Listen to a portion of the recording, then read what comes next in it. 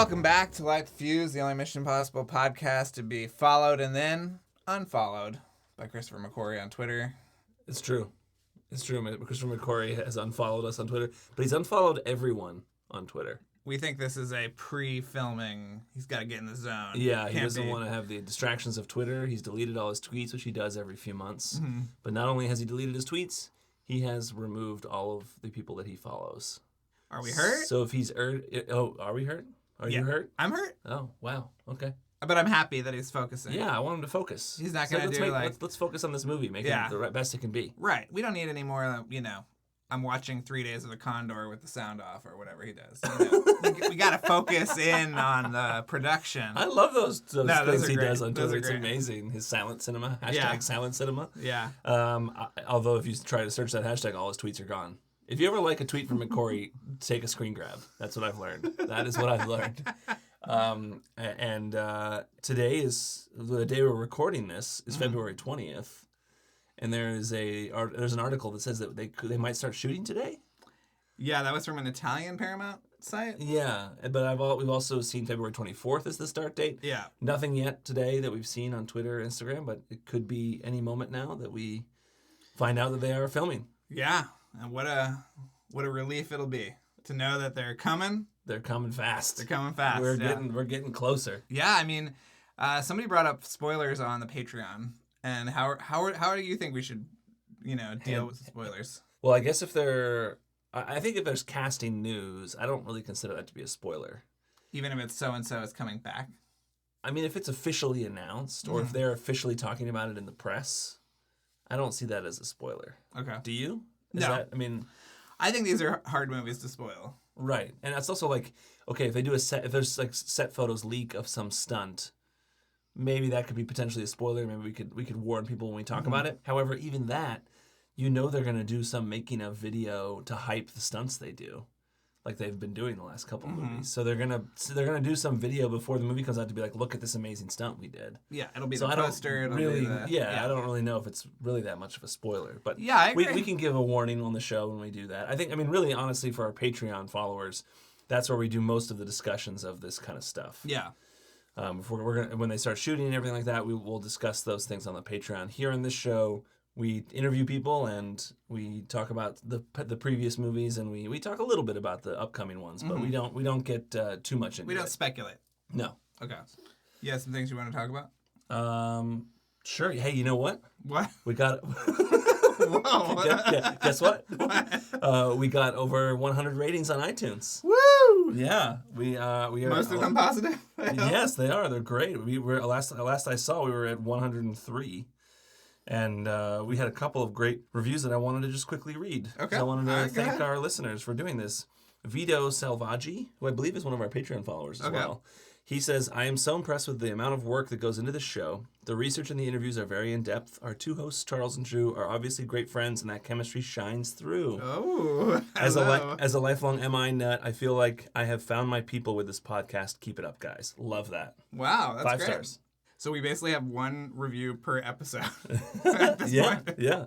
And then this other person, Jack Monson, wrote, congrats on 100 ratings. So I guess he or she must have been the 100th rating that we got. Right. 5 stars. And this person wrote, please accept this vintage Scuba Luther trademark action figure as a reward. Love that.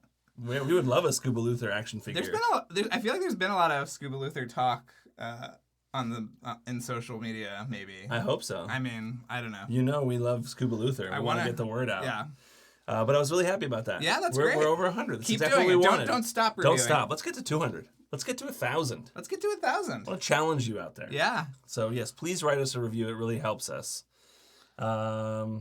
Yeah, I don't know if is there anything. I have a bunch of stuff we can talk about over the next few episodes, but I don't know how many minutes I just want we have to spare here. Well, I wanted to say that we recorded this episode. This is the first of the John Knoll episodes. And then right after we were done, somebody sent us a note that said, by the way, he's listed as the visual effects supervisor for 7 and 8. No. Yeah. Is he? We have to email on IMDb? him. Yeah, on IMDb. Was he just playing coy with us? I don't know. I think that when we send him these episodes, we'll check in with him. We'll have to ask him. Yeah. Hey, you. Yeah. Yo, Knoll, what are you doing? Yeah. Yeah, So that would mean ILM would be back if Yeah. that's true.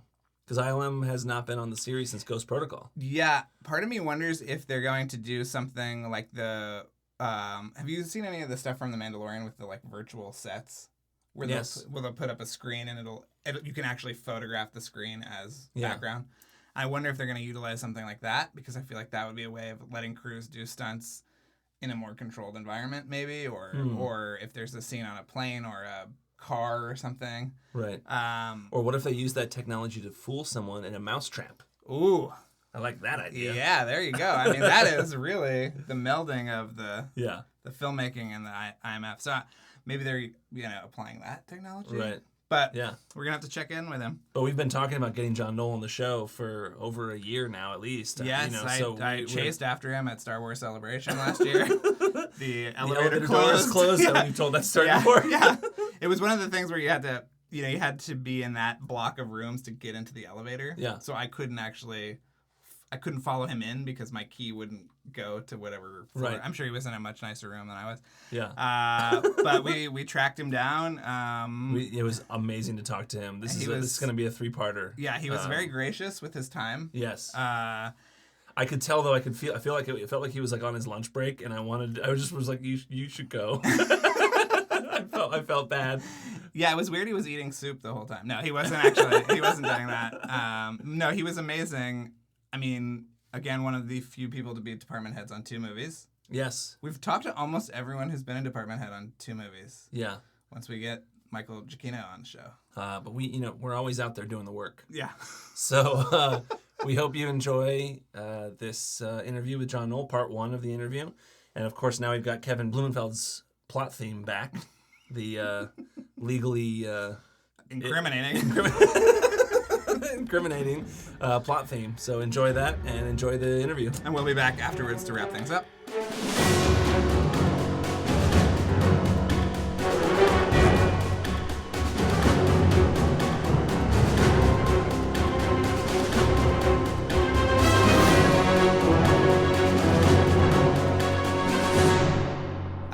Well, our first question is usually just sort of like, what was your relationship with the Mission Impossible sort of franchise before you signed on to do the first movie?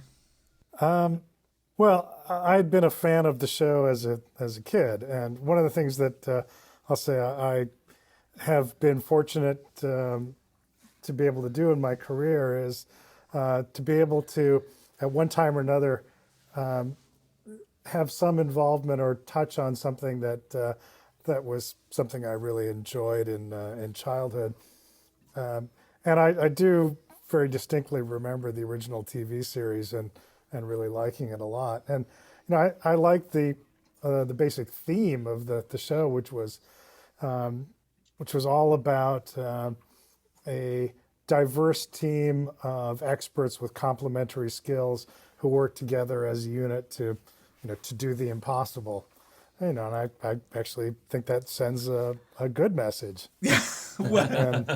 So you were obviously thrilled to be a part of the movie, right? I mean, what was sort of the initial draw there, and what kind of how did De Palma explain to you what this was going to be? Well, I mean, my first real contact with the show was reading the script. So I read the script and I thought, well, this sounds like a lot of fun. Boy, the train in the tunnel sequence sounds pretty challenging in a good way. And then a few weeks later, I met with De Palma and we talked about the work, and it seemed like a fun project to get involved with. I was a fan of De Palma's previous work on Carrie and The Fury, and especially with Untouchables and Scarface. I thought it'd be fun to work with him. Right. And was it? Yeah. He's an interesting character. He's I got yelled at a couple of times on the. I come from a family of scientists and engineers and medical professionals, and I do feel like audiences, even if they can't tell you technically what's wrong with the shot, if you don't get the physics right, they can see something looks wrong. They might not be able to say, oh, well, it's because that object isn't following a ballistic trajectory, but it looks wrong to them. So I think it's always important for us to do our homework and try and enforce as much scientific rigor on the work that we're doing as is appropriate. You know, obviously we do a lot of fantasy things that are theoretically impossible, but I always try to, well, if this were real, if there were some mechanism behind it, you know, what would that look like? And I try and let that drive the work. And I do remember there was a moment where, you know, obviously we're putting Ethan into a lot of peril in that train sequence. And there's a moment where he's hanging off the side of the train and there's another train coming, and he's about to get scraped off the side of the train. And Brian wanted Tom to be hanging on the side of the train and then sort of tipped up completely horizontal, because, you know, the drag and the wind would be sort of pulling him sideways. And I was trying to explain that, well, I think he should be, you know, at a bit of an angle, because if you think about the vector math here, the gravity's pulling him this way, and then the air drag is pulling him this way, you know, that you wouldn't get completely horizontal. And, you know, and Brian didn't have a lot of patience for that kind of stuff. And he said, we're making a movie. This is not a physics lesson. Get a life. Wow. So he would, you know, there were occasionally things like that would happen. But no, overall, it was a very positive experience. I enjoyed this. And well, I was really impressed. This was the first time I worked with Tom Cruise, and he's a really smart guy. He gets very involved in discussions about plot and character, and I think he makes really good observations. And I was really impressed that the hype that you hear about, well, he's very physical and he does a lot of his own stunts. That is not hype. That is the reality. And one thing I experienced both on the first and I also worked on the fourth Mission Impossible was that, yes, we had a stunt coordinator, we had a stunt double for Ethan, but almost all the time, the way it actually worked was we would rehearse with the stunt double, because we would have to often choreograph the timing of particular events. Like we're going to do this on a 5 count, and on 1 we do this, on 2 we do that, and then the camera pulls in for this. And it would take a little while to rehearse that, to get that figured out. And we would do that with the stuntman. Then once we'd kind of gotten it rehearsed to the point where, all right, well, that's working pretty well, then Tom would watch the last couple of rehearsals on the monitor. He'd look at it closely and go, yeah, okay, I get it. And he would get into the harness and he would do it himself. And the thing that was amazing to me was he was always better than the stuntman. and I got to thinking that, well, a lot of that is, I mean, he's a really great actor, but he's also very gifted physically and able to do these amazing stunty kinds of things. But you know, his ability to really sell it via his acting just makes him better at it. Right. So I'm super impressed with his ability to do that stuff, and he's super brave. He will do these things that are kind of crazy, dangerous to everybody else, but you know, he's not afraid to do it. And that was his first. The first Mission Impossible was his first movie as producer. So how involved was he in the post-production process? Well, most of my conversations once we got into post were with Brian, because I would show him the shots and get his feedback. I'm sure Tom was involved, but I never really witnessed any of that.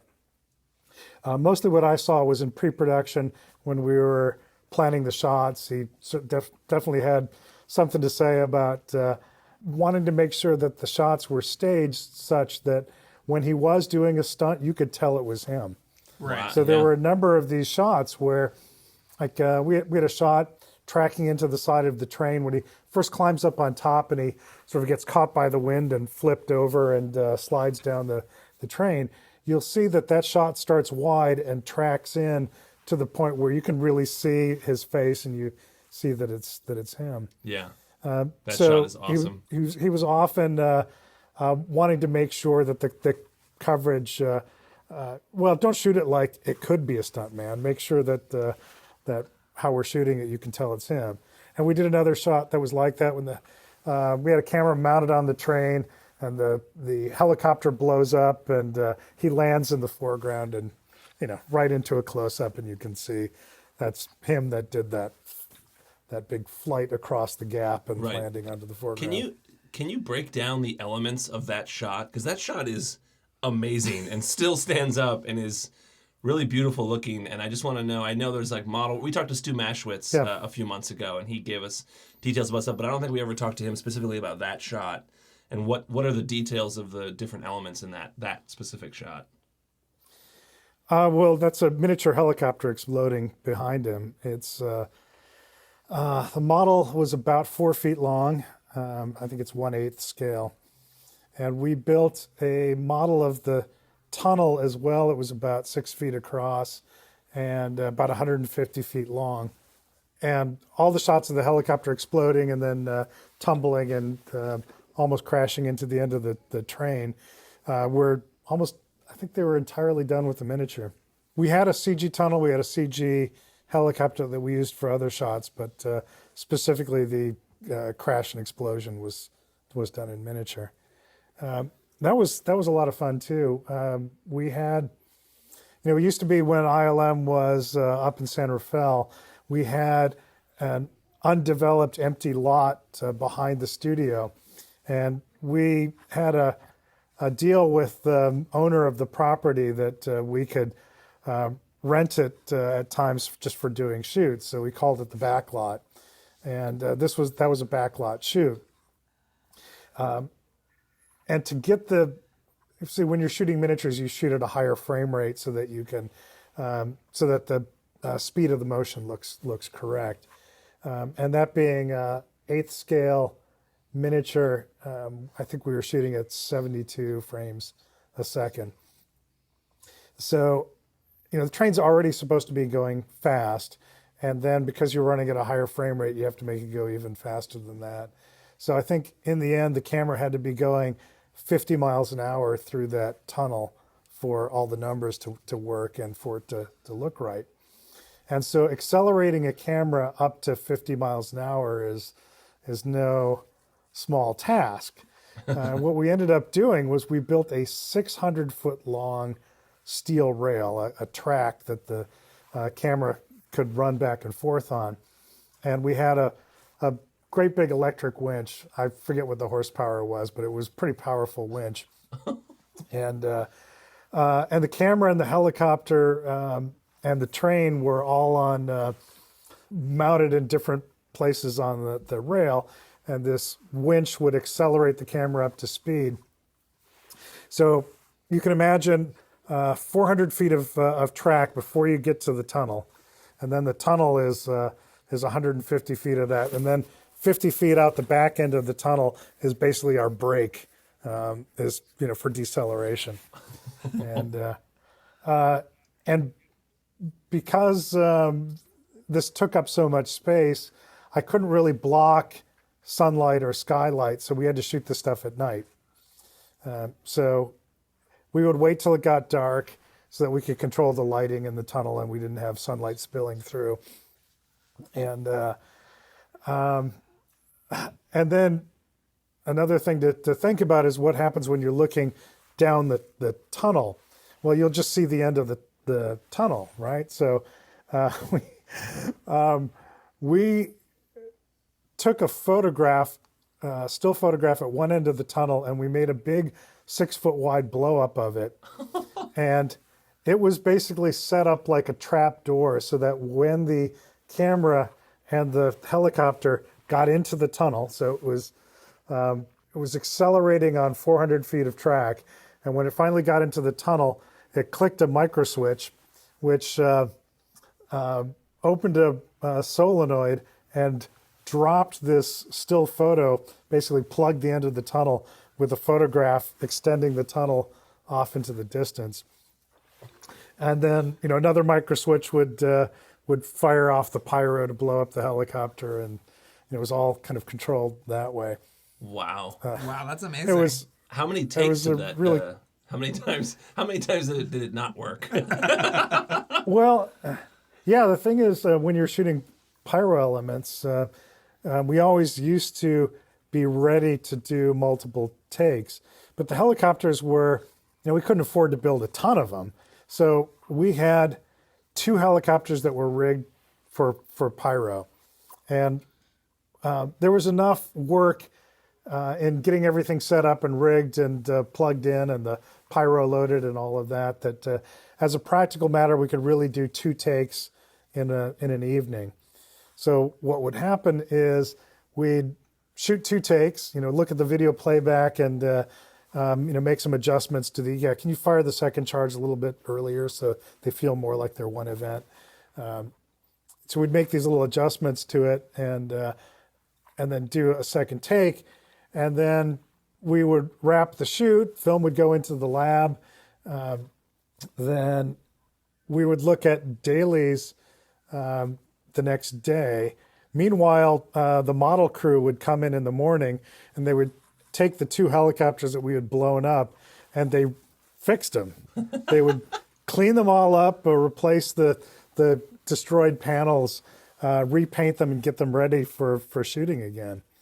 So each helicopter, I think, got blown up 2 or 3 times before we got to a take that I liked. And in fact, I don't have it here, but hanging in one of the offices nearby is one of those red helicopters. Oh, wow. Because it's what happened, I think the 3rd night of shooting, we got a take on the helicopter that I thought was great. Was all right, that's the one that we're using. But I didn't see those dailies to confirm that the helicopter, that take was good until, John Goodson had come in the morning and already started work on repairing it for another take. Oh. So he had to proceed under the assumption that, all right, well, I need to get this cleaned up and ready for another take. And it got a little harder every time because, once you've already blown it up 2 or 3 times, it gets a little harder to make it look perfect and pristine again. So we've got one of them hanging up here that had been blown up a couple of times and but was cleaned up to shoot. So it's back in a semi-shootable condition. Well, there was also some CG in the first one, and I think did Stu tell us that you animated that knife falling like by yourself? Yeah, and it's what 3 or 4 shots, but I did the knife shots. So were you just like, I mean, you think of teams of people animating things now, and sort of, so what was that process like for you? Well, it started that I was watching them shoot that scene, and originally there weren't going to be any effects in it at all. And Brian had this idea of wanting to see these, super slow-mo shots of the knife falling, and asked about doing them with visual effects. And this was not a super high-budget show. There was a lot of angst in pre-production about, well, the numbers are too high. We got to compress this. We got to get it lower, budget lower. And so there wasn't a lot of extra money to do those shots. But I liked the idea of the shots. I thought it's going to be a really cool scene. And so I was looking for a way, how can we make these shots for Brian? Because I think it'll improve the sequence. But I can't spend a lot of money on it. And I'd been experimenting with using desktop tools to do visual effects. And I think the show I'd done previous to Mission Impossible was Star Trek Generations, where I had done some shots using some of these desktop tools. And I thought, all right, let me. I think the knife shots are technically pretty simple. Let me see about just doing those at home on my Mac. And they were pretty straightforward to do. I mean, they're amazing shots, though. I don't think you would think that you did it at home, on your computer. Well, there's another shot that I did at home that has an amusing story behind it. And Mission Impossible was the first film I worked on where I got a head credit. So in the opening credits of the film, when John Voight is getting his mission, he's my name's there at the beginning, and that's something you have to get. You have to petition to the Directors Guild, and you have to get the support generally of the director to do it. It wasn't in our contract or anything. And towards the end of the production, well, I should also say originally the movie was going to come out in Thanksgiving of 1995, and after a few screenings at Paramount decided they wanted to put it in a stronger release date. So they decided to push it until May. So I think, they had confidence that this was going to be a big summer action blockbuster, and they moved us to that May release date. But, when you schedule a visual effects production, you book crew for a certain amount of time, and I think my whole crew, when I wrapped, was scheduled to go on to do Twister. So I couldn't just extend my crew, couldn't afford to do it anyway. So I finished at the same date we were originally going to finish, which was, I think, early October. And so after the show basically wrapped, we finished the work, and my crew all went away. That was the time to go ask for Brian's support. Hey, would you support my having a head credit on the film?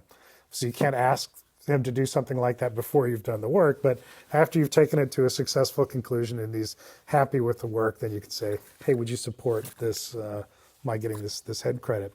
And at the time, he was out at Sky Sound doing the sound mix, and so I went out to meet with him there, and I asked if he'd support my getting this head credit, and he said, well, tell you what, I have this shot. It's a stock shot of a 747 flying. I hate this shot, and I know you could do something that looked better than this. Tell you what, I'll sign your petition if you make me a better looking shot of an airplane flying. And at that point, I had no crew anymore. They were all off. It was just me. And all right, well, I'll do a shot of an airplane flying. And that shot, it's only on screen for a couple of seconds, but it's right at the end of the movie when Ethan before he gets his mission, you'll see a shot of a 747 flying in front of a sort of a sunset sky. Right. And I did that shot at home. Basically because Brian was extorting me to do it. I did that shot to get the head credit at the beginning of the movie. Right. Well, and you got it. Yeah.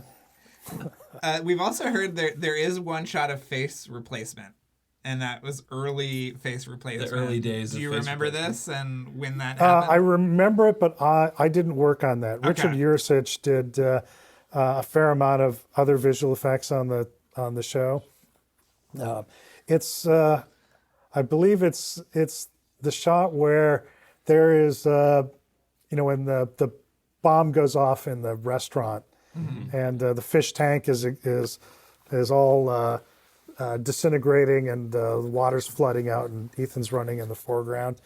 I believe the take that's in the movie is of the stuntman, and that's a face replace to put Tom's face on the stuntman. No more. Now it's all him.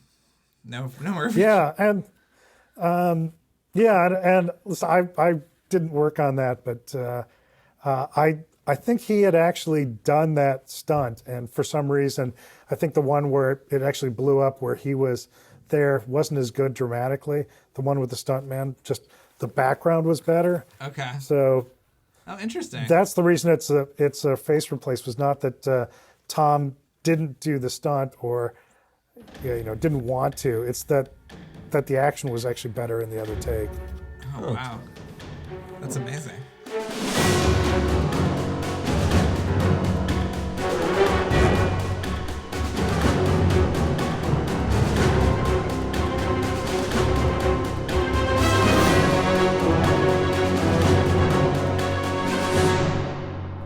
Well, that was awesome. Yeah.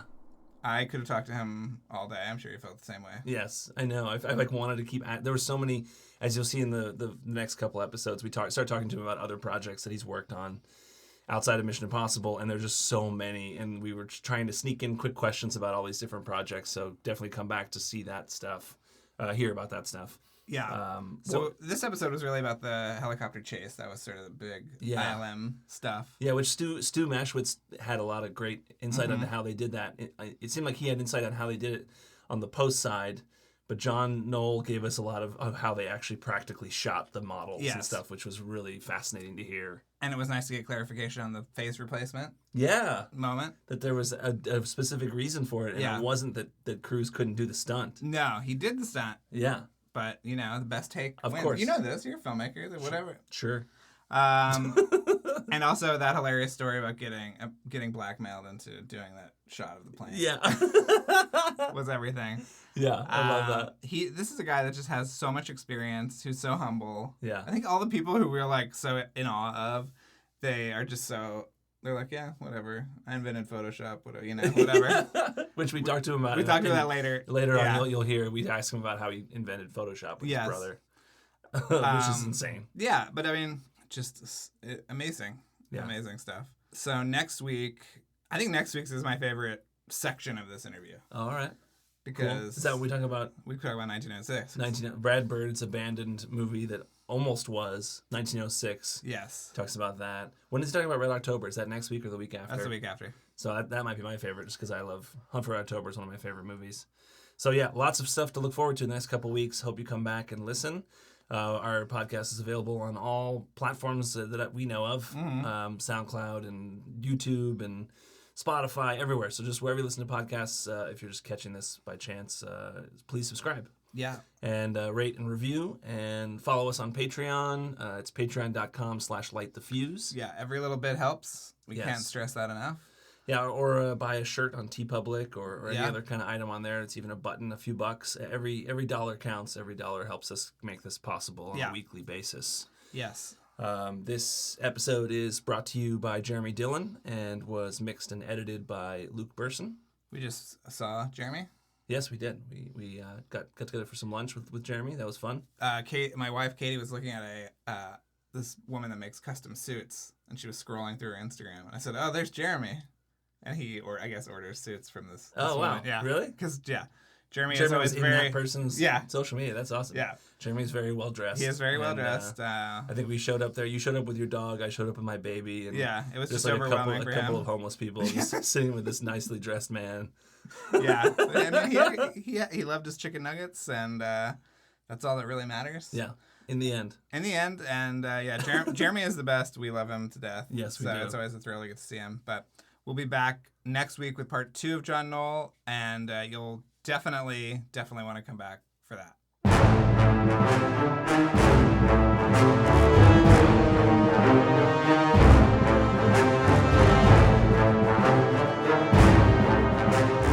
Thanks again for listening, everyone. And before we go, another mission, should you choose to accept it, please rate, review, and subscribe to the podcast on iTunes. And remember that you can follow us on Twitter and Instagram at LightTheFusePod, and email us questions or comments at lightthefusepodcasts@gmail.com. This message will self-destruct in 5 seconds.